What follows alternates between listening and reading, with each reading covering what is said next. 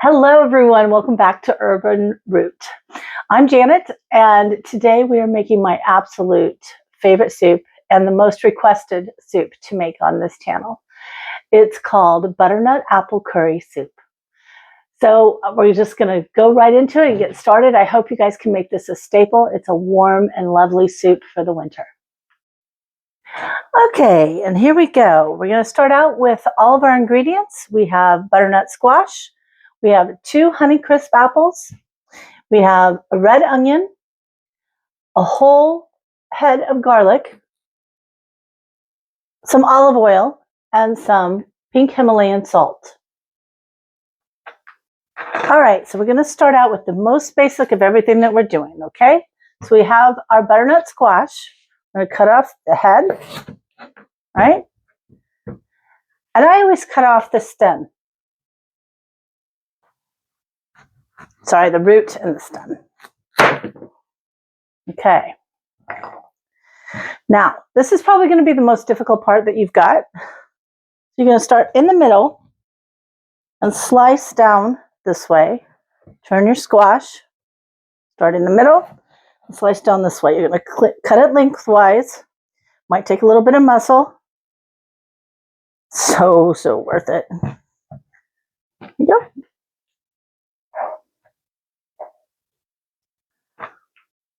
And by magic, we got it cut open. And here we go. So next, we're going to scoop out the inside.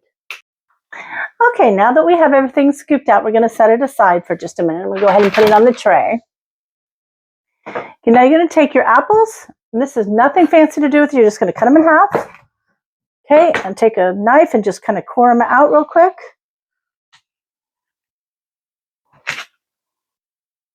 Doesn't have to be anything really pretty or really precise or anything. You just need to have the core out when you bake it. Okay?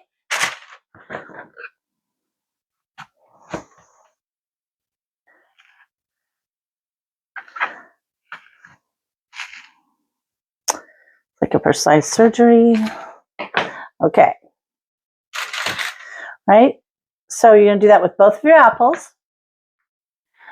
Okay, now that we have the butternut squash and the apples all ready to go, we're going to cut our onion in half. 1 red onion. It needs to be a small red onion. Don't get a great big one unless you're making a bigger squash. We'll put that over here. Okay, now this is the part that I thought I'd do on camera. Okay, so we're going to cut off the top of the clove of garlic. Okay. Okay, well, this one has. Make sure you don't have anything bad in it. There's one that's not really ready. I don't want to put it in there. So you just have a little bit left, and you're going to put that on your baking sheet in the paper, everything right there.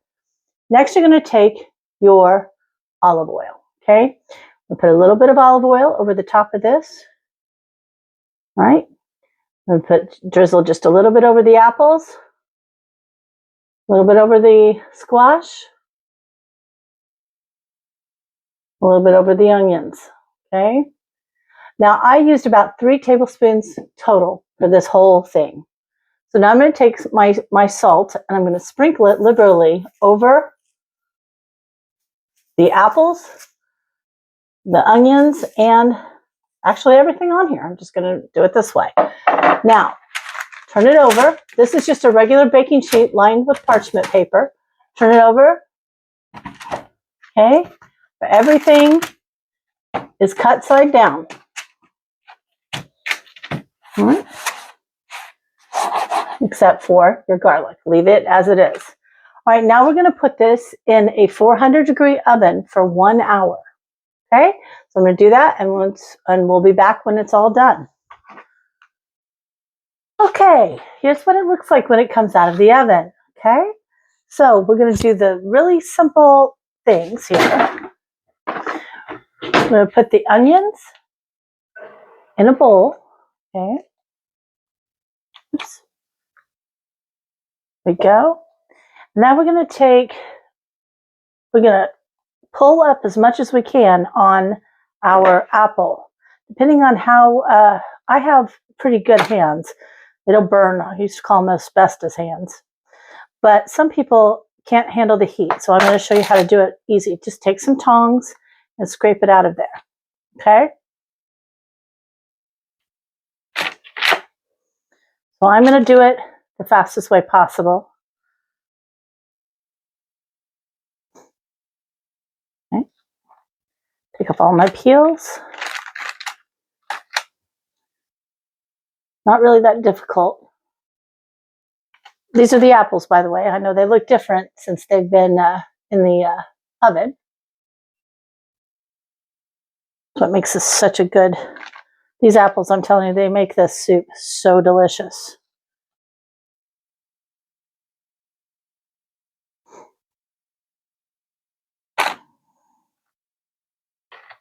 Oops.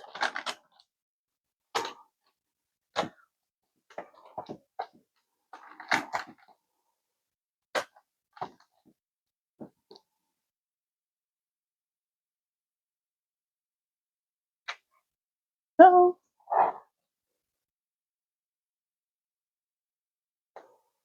this soup takes a little bit of time to make, but it is well worth it.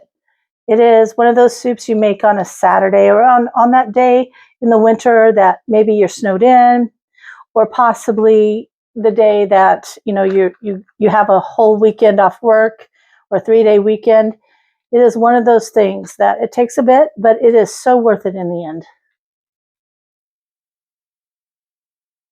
I think I've given out this recipe more times than anything else I've ever created. Okay, so now we're going to take our scoop.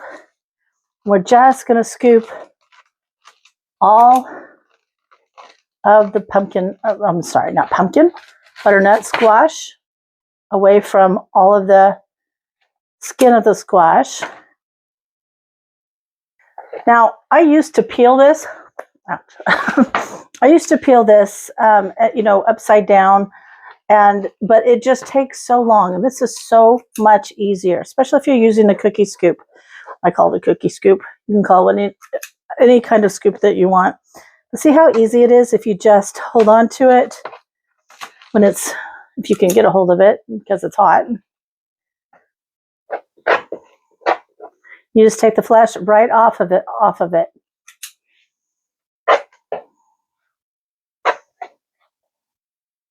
Okay, and I will do the other side and not bore you with all that, and then we'll come back in a minute.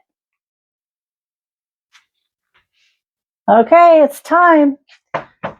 Now we're over here at the stove. We're going to take all the contents that we just roasted and then put apart and put all in this bowl, and we're going to put them in here. Now this, I always use a Dutch oven. This is a cast iron Dutch oven. I love this more than anything else in the world. It actually does better, I think, than almost everything else. So this is what I use. So you're just going to put it all in there whole, right? Then you're going to start out with a half quart of chicken stock. Now this is my chicken stock. I made this myself. It's homemade. It doesn't have any chemicals. It doesn't have anything like that in it, any preservatives at all. So I will be doing a video on how to make all of your home stocks and all of your staples in your house, just not today. So we're going to use that, about half of it, to start out with. Okay. Stir it together. Now turn on your heat. Don't turn on your heat when you first start this. Okay. We're going to put it on medium to start it out. Okay. And then we're going to add a 1/4 cup of dry white wine. I use Pinot Grigio for this. You can use Sauvignon Blanc. You can use whatever it is that you like. Okay. And you're going to stir it in. Okay. And as this is heating, you're going to add all of your spices. Okay. We're going to start out with the main spice, which is get a really good organic curry. You can make your own if you'd like, but I found a really good brand. It's an organic brand that I love very much. I have about 3 tablespoons in here. I know it seems like a lot, but this soup, that's what it's about. Okay. Now we have 1 teaspoon of chili powder, and then we have half of 1 dried cayenne chili pepper. Now that came out of my garden, but you can get it in, like, red chili flakes will work. Okay. Just dump that in. All right. Now, here's where we put a generous amount of salt in when we started, but this one requires enough salt. And this is going to be, you're going to have to taste this as you go. All right. But you need enough salt to bring all of the flavors together. So one thing about doing this type of thing, the more you get to taste it, the better you feel. All right. So while we're doing that, so I'm going to put in a little bit more garlic, only I'm putting in garlic powder. Okay, this is organic garlic powder. You don't have to do this. I just happen to like it with a little bit more garlic in it. Now, we're going to wait we're just going to let this cook and let it heat up and start to cook for a little bit before we put in the rest of the ingredients. And there's not a whole lot left. Okay, but we need to make sure that it's cooking a little bit at a time, and we're going to get it to heat all the way up and boil, and then we're going to take it down to simmer, and we're going to simmer it for 20 minutes. So at the end of that 20 minutes, we'll come back and do some more.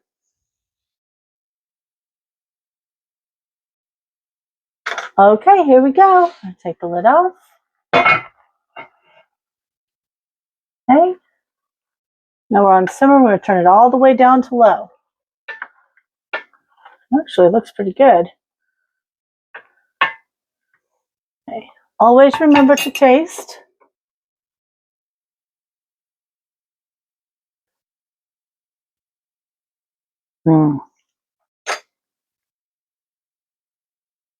That tastes pretty good. Okay.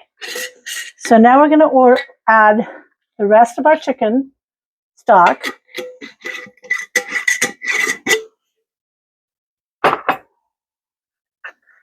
Little bit of fresh ginger. I just ground up all this dried ginger this morning. Okay. And then the secret ingredient, about a half teaspoon of cinnamon. All right. Now we're going to take an immersion blender and blend it all up.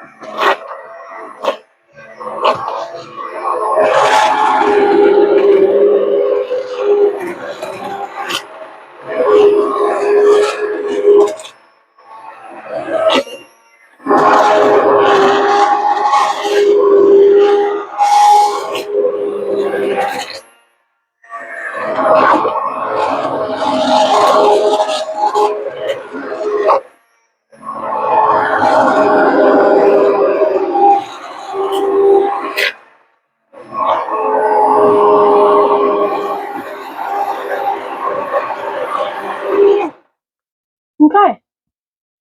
Now, I prefer it really smooth, so I'm going to let it cook just a little bit more, not very much. Maybe all of 5 more minutes.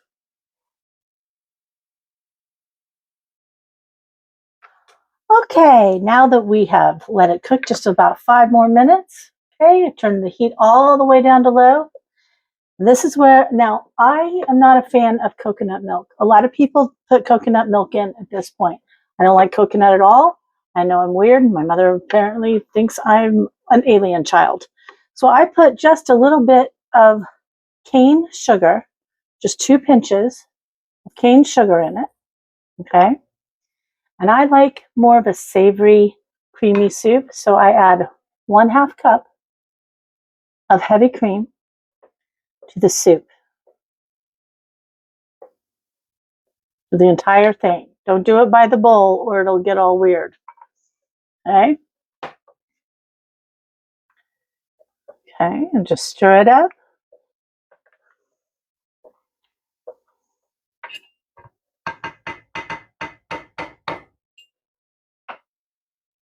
Taste it. Perfect. Okay, I'll serve this up. You can see it completely put together. Our next. Okay, time for the taste test. Wow. There's a reason this is my favorite soup. It is so spicy and delicious and warming. And oh, it's creamy and yummy. It's so good. Also, I'm going to use my bread that we made yesterday. This is the Italian garlic bread that I put in with the bread bowls. And I'm going to dip this in the soup. I think this is a great combination every time. Oh, man. If you like garlic, this is it. Okay, you all. Thanks for coming with me on this little journey. I hope everybody's happy. I made this video because everyone asked me to. If you haven't seen the bread video, go back and watch it and make some good bread. Our next video will be about making your own homemade staples in 2 hours. That'll last you a month. I'll talk to you soon. All right, bye-bye.